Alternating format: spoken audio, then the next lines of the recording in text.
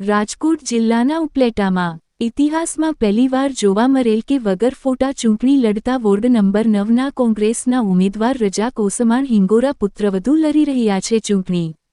Ward number 9માં Congress પાર્ટીમાંથી નગરપાલિકામાં સતત 3 વખત જીતેલા અને લોકોના કામ કરતા ફોટાના નહીં કામના મત આપજો અમને વોર્ડ નંબર 9ના ઉમેદવાર છે। રેશમા હિંગોરા મુસ્લિમ સમાજના સેવાભાવી રજાકભાઈ હિંગોરાના છે પુત્રવધુ રેશમાબેન। વગર ફોટા કોંગ્રેસના નગરપાલિકાના ઉમેદવાર રજાકભાઈ હિંગોરા ઉર્ફે બાવલાભાઈના પુત્રવધુ રેશમાબેન હિંગોરા।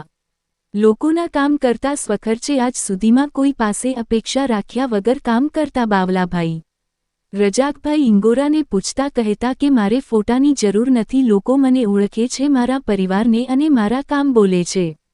વોર્ડ નંબરના 9ના રજાકભાઈ હરેક કાર્યમાં આગળ અને લોકોના કામ કરતા રહ્યા છે અને કામ કરતા રહેશે। રિપોર્ટર સરફરાજ કોડી ઉપલેટા।